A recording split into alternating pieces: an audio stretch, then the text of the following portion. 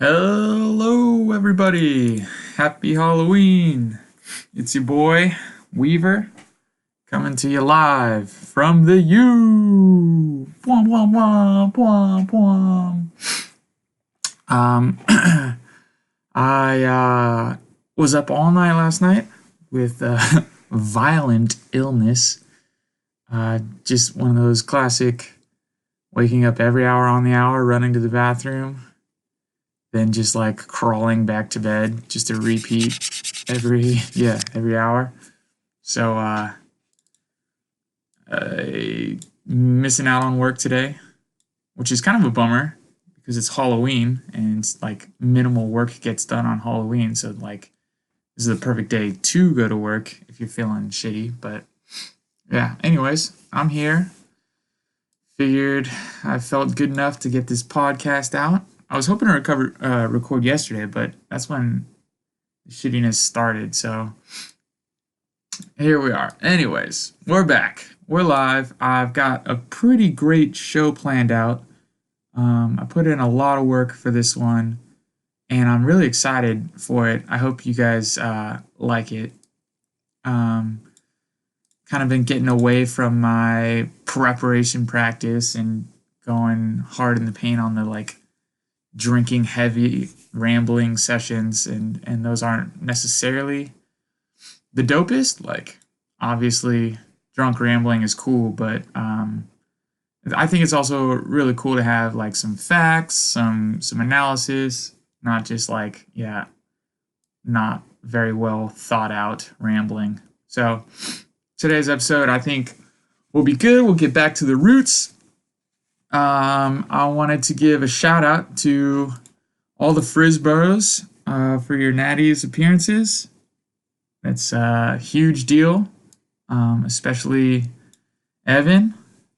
You know, that's remarkable, making it all the way to the championship game. Super proud of you. Pod 5 all the way, bro.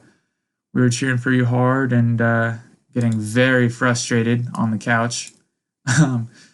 Me, Curtis, and James Studeris actually were watching live.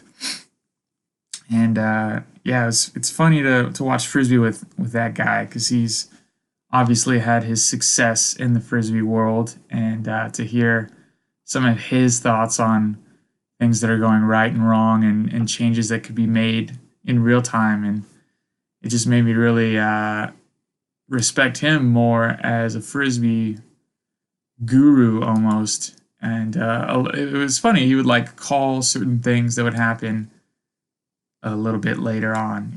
Kind of like he was basically like Tony Romo broadcasting, but the Frisbee version of that. So that was pretty cool. Tough luck in the end there. You're gonna have a bad time when everybody just seemed to be having a bad day, and that's the worst possible time for that to happen. So kudos for making it as far as you have. That's the most success I think anybody in our league has had, except for Bacon with his ADL championship. So yeah, way to represent for UCSB for Frisbee touchdown. You're the man. I actually wrote you a song as tribute, not only because of your Frisbee success, but also as kind of like a pick me up for your ridiculous luck with injuries. But before we get to that, this is a couple of best friends hanging out, best friends hanging out, best friends hanging out. Yeah, I'm gonna get that jingle. I know I keep saying I will. I've been practicing as a non-musical guy. Turns out jingles are pretty hard, and coming up with notes that are pleasant to the ears isn't the easiest thing to do. No, lots of ideas and just haven't really had the time recently, but jingles coming. My life goal is to have Max play my jingle on repeat like he did with Stu's. So hopefully that'll come next week. With my drunk podcast with Mike last Friday. Oh yeah, super funny. So that's my buddy Mike, coworker. He's my best work pal, my man. He's going through some like bullshit roommate drama, and he like didn't really want to go home. So I was like, "Hey, dude, let's go to happy hour. Let's hang out. Let's play board games." We played chess on a Friday night, and then I was like, "Dude, you might as well just hop into this podcast with me." And he's like, "What? No, I don't want to do that." I was like, "Yeah, you should do that." He's like, "Oh, okay, I'll do it." And so I hope you guys enjoyed that episode. Yeah, it was just free balling from the beginning. But I made my picks, and I went 4-2 last week, which is pretty good for being as drunk as a skunk as I was.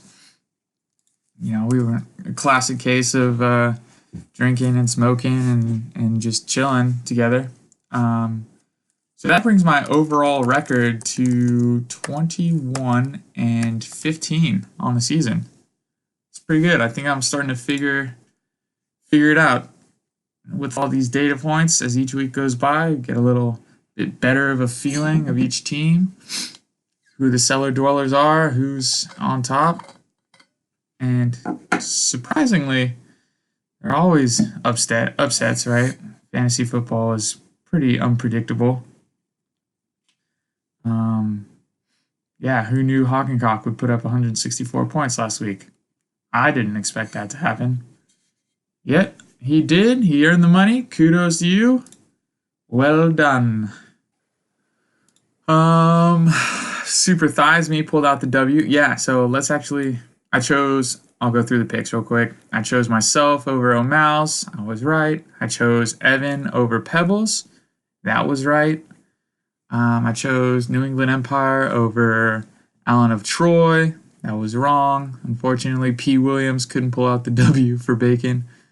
Tevin Coleman's crazy day just carried Colin to victory. I chose Stu over Max, despite the fact that Max had a 25-point head start on Thursday Night Football. So that was cool. I wanted Adam to upset Bill. That didn't work out. And Hockencock over Super Shitty Team. That was correct. So 4-2. I bet against Bill, paid for it, and I bet on Bacon, and he has some of the worst luck I've ever witnessed this season. So yeah, he played, let's see, what is that? 1, 2, 3. The fourth highest score on the week against Bacon again. That's just straight brutal, my friend. Let's see what your points against are. Right now, 1,065 points against, leading the league. You and Adam both. Bottom two teams, most points scored against. That sucks. Meanwhile, I have the least points against. So that's cool. I'm digging that. Anyways, so that was last week.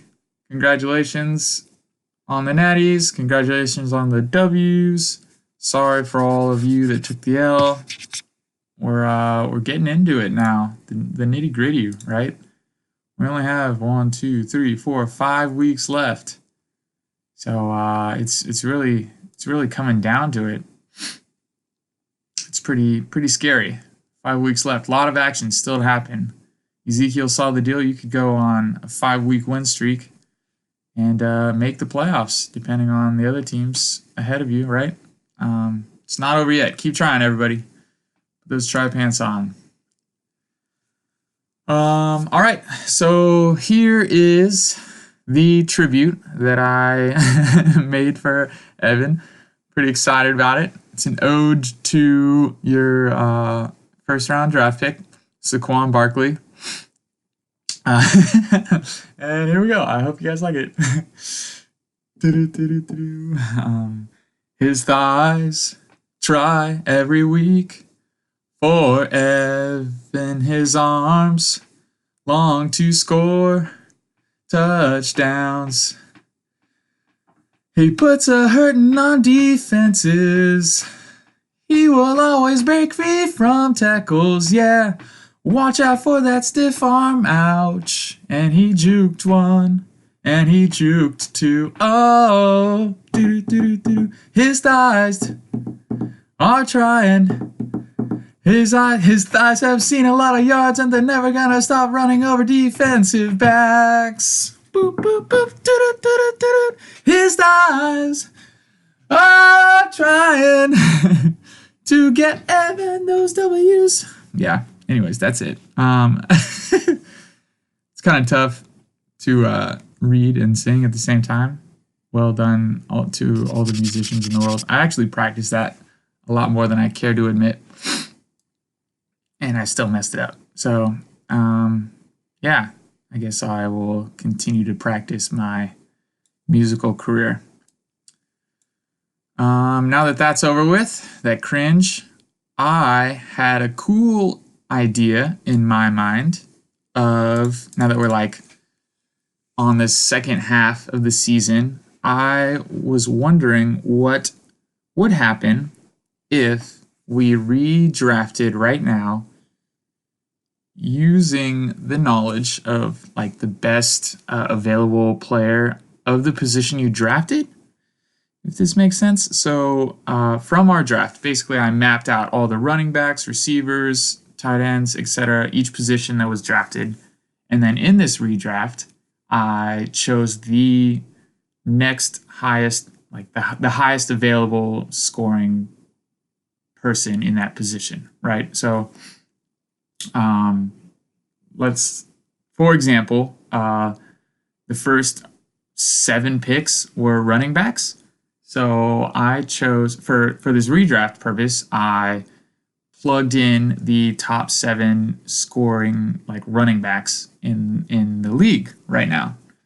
And so I was curious like what each team would look like with this redraft.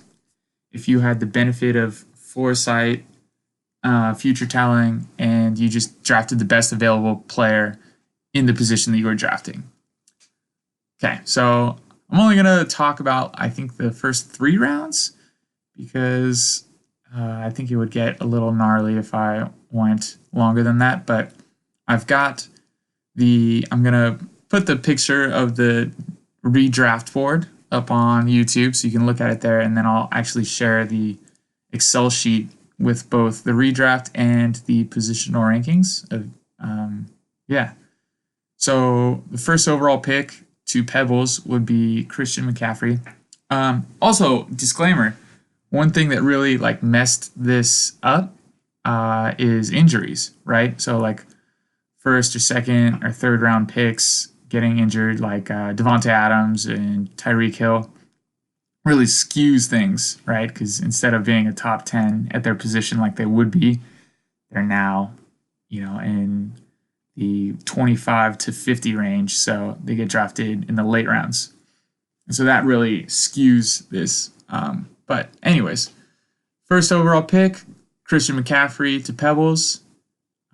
Obviously, he's having a historic season, so I'm sure Pebbles is kicking himself for taking Kamara. Number 2 is Dalvin Cook to Evan. Number 3 is Aaron Jones to Bill. I had no idea that Aaron Jones was the 3rd running back. So that was a little bit of a surprise to me. Number 4, 4th overall pick, Austin Eckler to Adam. This is one of those thanks I hate it situations. Eckler started off, weeks 1 through 4, he was the top scoring running back in the league.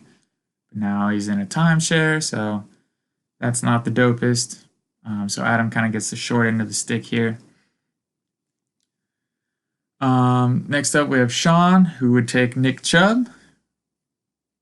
Kudos to Colin for reaching, quote unquote, on Chubb in the actual draft. He took Chubb 8th overall, and this is, he got value according to this redraft. So well done, Colin. Kudos to you. And we have Bacon. He would have taken Leonard Fournette.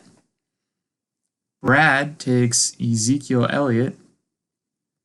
Colin gets Chris Carson. This one's kind of funny. I would get Michael Thomas, who I chose in the second round. So the first wide receiver currently in our league is top receiver is Michael Thomas. Max would have gotten James Conner instead of Todd Gurley. Stu goes Cooper Kupp over Odell. If you had told me that before the season, I would have. I might have believed it actually. Odell on a new team, Baker Mayfield, lots of question marks there.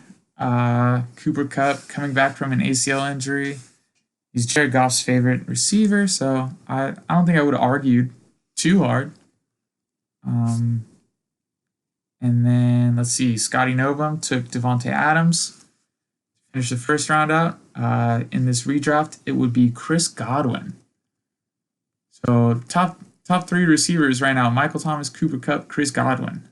I would not have believed that had you told me that on draft day. So at the 1-2 turn, Scotty No gets Chris Godwin and Derrick Henry instead of real life, which was Devontae Adams and Joe Mixon. Stu, back-to-back receivers. Instead of Julio Jones, he gets Mike Evans. Solid.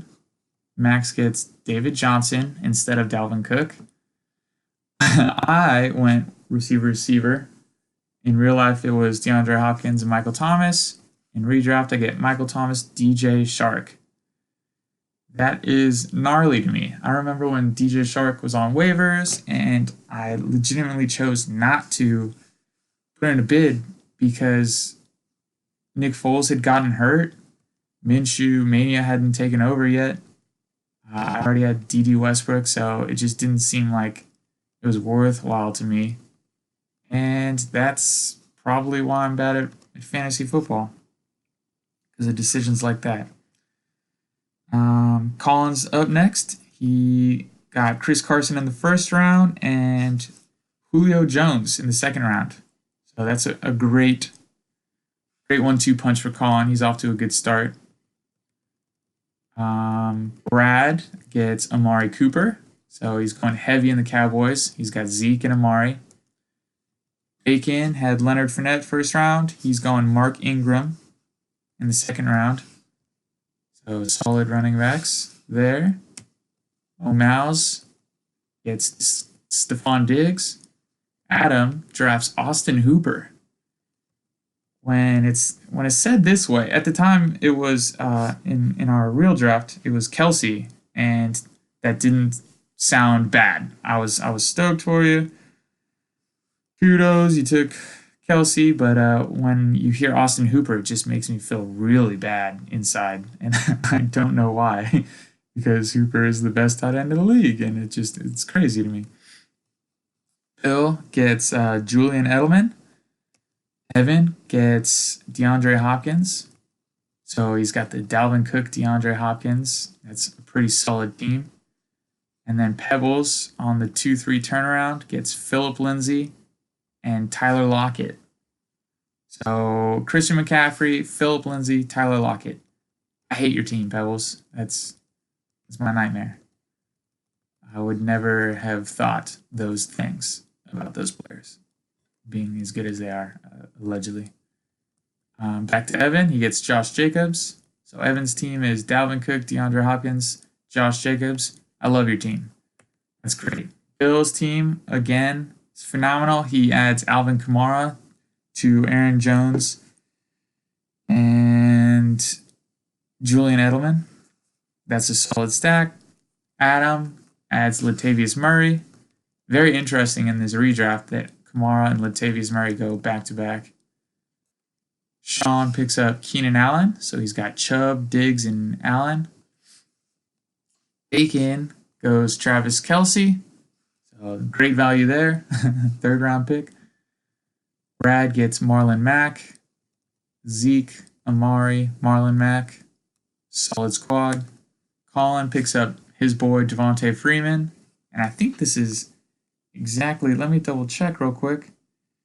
When did Colin, this is exactly when Colin drafted Devontae Freeman. So really kudos to you, Colin, for drafting your players really well. Like Nick Chubb, you got value on, and then Devontae Freeman, you nailed. And the only reason Tyreek Hill hasn't panned out is just because, well, he fucking got hurt. And actually, looking at your next pick, Amari Cooper, you got him in the 4th round in real life, but he went in the 2nd round in this redraft. So your first 4 picks were straight fire. Nice work, dude. Where's Tevin Coleman in this motherfucker? Tevin Coleman goes in the 4th round, and you got him in the 5th. Your first 5 picks were great, Colin. Nice work. And then it just, oh yeah, Austin Hooper is great. All your other picks are trash. Okay. Wow, Colin, kudos.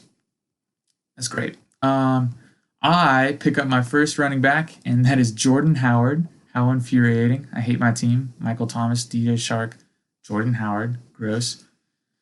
Max goes another running back. This is where he gets Todd Gurley. In the 3rd, Stu picks up Darren Waller. So he's got Cooper Kupp, Mike Evans, Darren Waller. And Scotty Novum goes receiver again with Cortland Sutton. Carlos Sutton. So, yeah, those are the first 3 rounds. I think this will get a little tired if I kept going. But, yeah, I think that it's a super fun little analysis. You can go back and see how you drafted relative to players' performances now. In Colin's case, he did wonderfully in the first 5 rounds. Who did awful? Let's see. I think most people that did awful just have bad luck with injuries. Yeah. Max's team is a powerhouse in this redraft just because Tyreek Hill and Devontae Adams randomly ended up on his team in the late rounds, in the 12th and 14th rounds. So Max's starting lineup would be James. Oh, and he got Saquon Barkley in the fucking 4th. Yeah, Max's team would win in this redraft for him.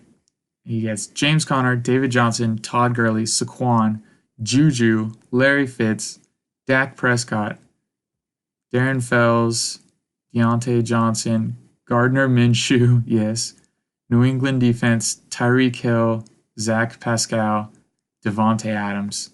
Wow. That would be a crazy, crazy team. I mean, that's your first 4 picks are first round picks. Jesus. Yeah. So that's fun. Take a look if you like. I also, yeah, we'll have the positional rankings shared as well. All of that will be on Google Docs. Yeah. Let's see. Were there any surprises that I see here? Philip Lindsay being so high was curious to me. DJ Shark as well. I did not know that he was going to be that high. This kind of reinforced my theory that tight ends are trash because like nobody saw Darren Waller and Austin Hooper being in the top 3 of tight ends. Ingram's having a great season, but he got hurt. A lot of injuries. Will Dissly's like a top 10 tight end, even though he's been out for the last 2 weeks. Yeah. Anyways, cool. I hope you enjoy that segment. I hope you take a look at it. Took me a lot longer than I would have liked to prepare that. But that's all right, because it's fun for me. Hopefully it's fun for you. Nice. So we're about 25 minutes in. Let's get into this week's matchups. Storylines from around the league. Peyton Barber versus Ronald Jones. Luckily, neither owner started either player. But Ronald Jones won last week with 5.7 points versus 3.3. Kudos to you guys for not starting those guys. Mark Andrews was on a bye, so Pebs could only start Waller. Got lucky on that one. This week, are you going to start the right tight end? Who knows? Only time will tell. Max finally parted ways with Baker after finally realizing that Wussel is the truth and is a top 5 quarterback and should be started week in and week out. And Baker Mayfield is garbage, it turns out, despite all the hype. Okay, so yeah, let's get into this week's matchups. We're going to start off with Aaron's Abysmal All-Stars versus the Fertile Oven. I'm on a little bit of a win streak right now. Ever since I changed my name to Aaron's Abysmal All-Stars, I've been winning, so I am going to keep it. I'll Colin's argument for his garbage team name. Yeah, my team name is garbage too, and that's fine as long as I win. And right now, my top priority in life is to find a beautiful, sassy, intelligent, rich, fertile oven and fuck it. So it's nice to have a little bit of practice this week. Fucking an ex-cigarette smoking, artistic, dirt poor, fertile oven. Suck it, Stu. You're going down. Both of our best players are on bye week this week. Michael Thomas and Julio Jones. And I guess I'm lucky that Latavius Murray is also on bye. So I've got the advantage there. It's a little bit of it's a bold strategy starting Jimmy GQ over Lamar Jackson. Totally understandable because Lamar is facing the vaunted New England defense. I really hope it doesn't pan out for you. I hope that Tevin Coleman or Matt Breida score all the points. But Arizona gives up the most points to the tight end position, so I could easily see Jimmy GQ just feeding the ball to Kittle and him just feasting. I think that is a very real possibility, and it's probably, it's going to happen tonight. I personally hate that I'm starting 2 Steelers, but sometimes bye weeks and injuries just kind of force you to do what you don't want to do. So here we are.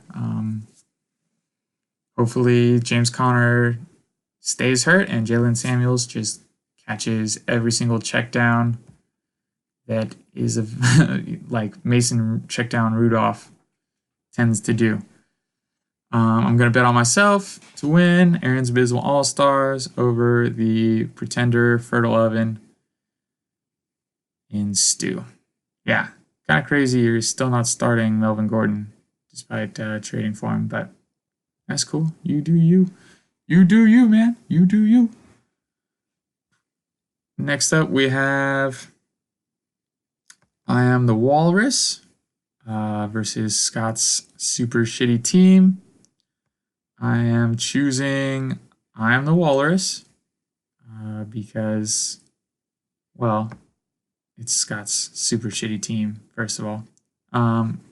In this matchup, Mixon and Kamara on buys, so that's in favor of Scott, actually. We have 2 questionable mainstays on your receiving core, with Thielen dealing with his hamstring injury and Devontae Adams dealing with turf toe. I actually think both of them missed this week. Trying to play through either of those injuries is just kind of such a gnarly thing to do. So it'll be curious if they both play, or if one of them plays and one of them doesn't. That's a huge advantage in this matchup. Scott's starting Kenyon Drake versus the Niners, which I think is one of the dumber moves. I mean, Christian McCaffrey put up 26 against our fucking Niner defense, but other than that, like, Kenyon Drake's on a brand new team playing on Thursday night. I just don't get it. I wouldn't, if Chase Edmonds was healthy, I would not start him on my team. So that's a bold strategy. Your running back situation is gnarly. You're still starting Tariq Cohen, despite the fact that he hasn't broken double digits of scoring ever this season. I don't know how you haven't like picked up a receiver that's boom or bust, or like I just don't get why he's still starting on your team. Pebbles is currently projected to win without even having a kicker yet, so hopefully that changes. Um, Pebbles also has the fun decision of starting Derek Christ over Carson Wentz. Carson Wentz has had kind of a down past couple weeks, so I guess I understand why you're making that decision, but yeah, I guess it is the Chicago Bears. Derek Carr, though, whew, I really hope I never have to depend on him to win a matchup.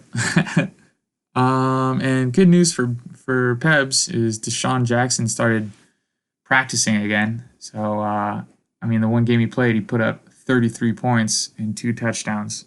So that'll be a crazy stack for Pebbles if they get that going again. Wentz to Jackson.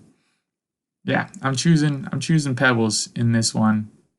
Your receiver cores, I think Scott's receivers are better, but his running backs are literally the bottom of the barrel. So I think that's where the decision will be made. The win, Darren Waller versus Greg Olsen too. I mean, yeah, I think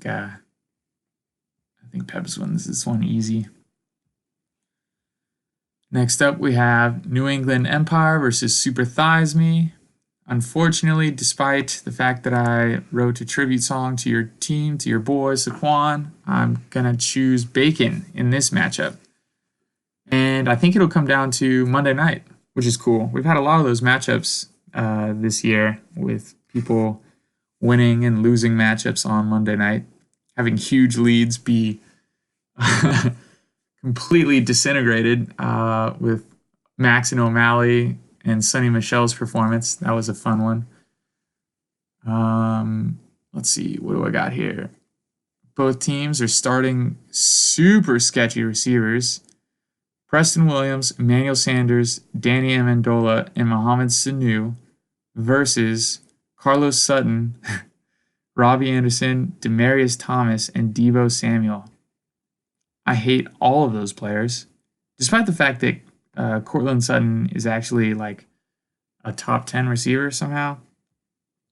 So that's cool. But yeah, Demarius Thomas, he might feast against Miami.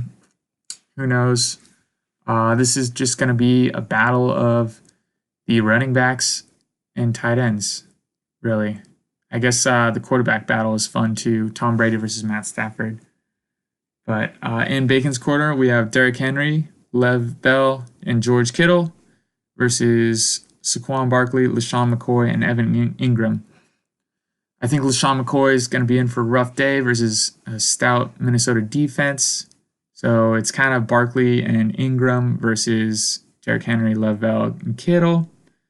Derrick Henry may get roasted by Luke Kuechly. So this could easily just come down to Le'Veon Bell and Kittle feasting on Miami and Arizona, respectively. And so that's why I'm choosing the New England Empire.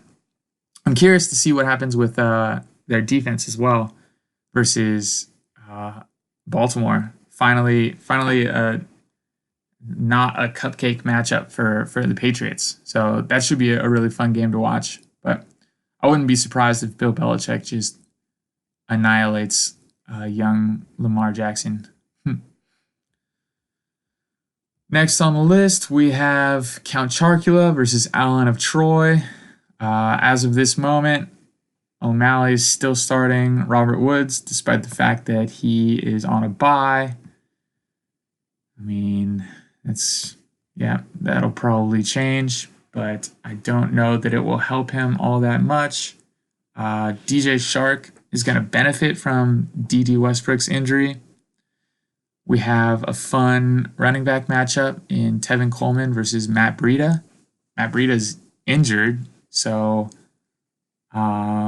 he's expected to be active, but I think that the lion's share of carries are going to go to Tevin Coleman. And Tevin Coleman is the goal line back, so I think O'Mouse is going to take the L in that head-to-head matchup. O'Malley really needs AJ Green to come back if he wants a chance at the playoffs. He's sitting at 3-5 right now. He really needs a win this week, and Collins' team might be the one to give it to him, but I don't think so. I think Allen of Troy is going to take the W. Josh Allen and John Brown versus the Redskins. I think that they connect for at least one touchdown. Amari Cooper's playing the Giants. That'll be a fun game. I mean, this matchup could come down to Monday night as well, with Amari Cooper and Jason Witten both playing on Monday night. That's super fun. Yeah. Tevin Coleman's going to feast. Matt Breida's not. Chubb's going to do Chubb things. You never know what's going to happen with Sonny Michel. I think Colin takes this W. Yeah. Next we have Fournette Bronca versus M. Dunn Jr. I think it's funny that Max has finally run out of iterations of Max Dunn Jr. This is a fun matchup because each of these players has a quarterback receiver stack. Bill went back to the Jameis Winston well and is starting Chris Godwin. So it's Jameis Winston and Chris Godwin versus Russell Wilson and DK Metcalf. DK Metcalf scored 2 touchdowns last week, so that'll be fun to keep an eye on. Let's see. They're currently projected 32 versus 31. Yeah, those stacks. How fun. Dalvin Cook should feast, absolutely feast against Kansas City. Yeah, David Montgomery is finally getting the touches that he needs to be relevant. Matt Nagy, I think, is somehow more useless than Adam Gase as a head coach. Everybody was all stoked when he got this Bears head coaching job, but he really hasn't done anything since he got it. His creative play calling is not creative. Trubisky sucks. Chicago hates him. Yeah, that's kind of gnarly. Looking at this matchup, I really, really want to choose Max, but it just seems like Bill's team is too much of a juggernaut to pick against. He doesn't even have a kicker. Lutz is on a bye right now, and he's still projected to win by 6. San Francisco defense should feast on Arizona. Yeah, I think, man, there really is no weakness on Bill's team. His receivers are all solid. Keenan, Chris Godwin, that's probably the best pick of your draft. Chris Godwin. Tyrell Williams has been phenomenal. He's the only receiver that does anything in Oakland. What is he averaging? Like 13 points a game? That's fucked up. Nice pick, Bill. Douche. Yeah, okay. I'm choosing Bill over Max, but I think Max puts up a really good fight. I think this might be the shootout of the week. Oh, yeah. Oof. Starting Devontae Parker in your flex. That's kind of a brutal start, especially over Jamal Williams, who's been doing really well the past 3 weeks. Kind of shocked that you're starting Devontae Parker over Jamal Williams, but you do you, boo. I hope this is a good one. Then, last but not least, we have Hawk and Cock versus Zico Solid Deal.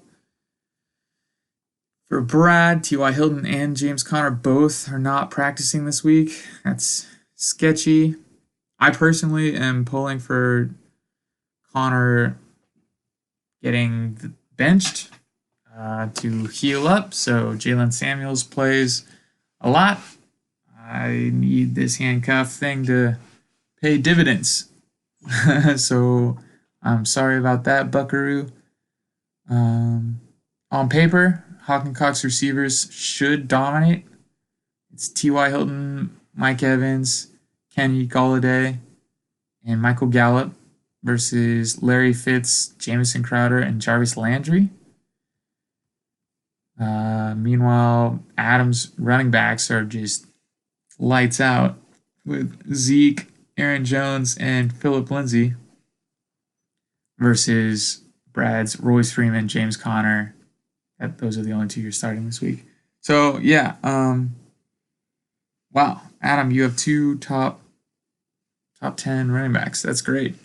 Your poor team. You need to get yourself some receivers, bro. Hey, have your people call my people, huh? I got some receivers. Maybe we can work something out. Fun matchup in this regard. We got Royce Freeman and Philip Lindsay in this matchup. That whoever gets the goal line carries is gonna really greatly affect this matchup. Adam is starting Gardner Minshew. He's got Drew Brees and Matt Ryan both on buys. That's a bit of a bummer. I hate having multiple quarterbacks on my team. Having 3 of them is actually my nightmare. But yeah, you got to do what you got to do. Sometimes bye weeks and injuries just make you do things you don't really want to do. So spot start for Minshew Magic. I think Adam rides the Minshew mania to a victory in this one. Yeah. Sorry, Hottencock. I hate to bet against you, but I think Adam's got you this time. And he needs to if he wants to stay in the playoff hunt. I think you're still in it. You're like probably less than 20% of making it into the playoffs at this point, but I think you still got a good team and can still make it happen. So those are my picks for this week. Actually, what's going on right now in the chat is Adam coming up with a great idea for winners and losers of the league, getting a jersey or something of not winners and losers, but first and last place, getting a jersey of the player that helped you get to where you were. I love that idea personally. I mean, I guess I already have so many fucking jerseys that I don't really need it, but yeah, I think we all really, especially Colin, I think we all will like draft a player and then really form a fandom around that player. I mean, last year for me, it was Tyreek Hill. He will always be my boy after last season and carrying my team and like randomly pulling out victories with 50-point performances. So yeah, if I had won last season, I would have loved to have a Tyreek Hill jersey. I think that would be cool. Doesn't necessarily have to be a legit one, right? Like we could just order those cheap Chinese jerseys.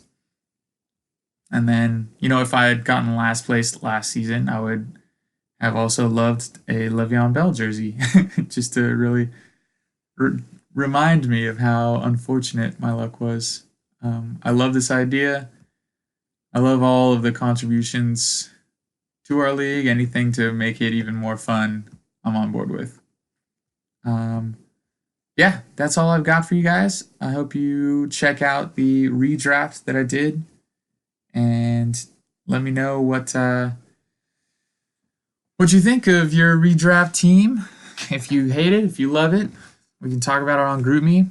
Another thing that I wanted to mention before I sign out is I would like to start including some life updates on y'all. So if you would like to highlight something that happened in your life, go ahead and shoot me a text or an email, and I'll mention it in the intro, because even though we like chat on the daily, we don't ever really talk about kind of the crazy things that go on in our lives. I know Adam was just on vacation at Disneyland. I would love to hear about that and maybe talk about it a little bit. Um, yeah, for me, I love you all, and I think that that would be a cool addition to this podcast since we are a couple of best friends hanging out. This is Weave signing off. Peace.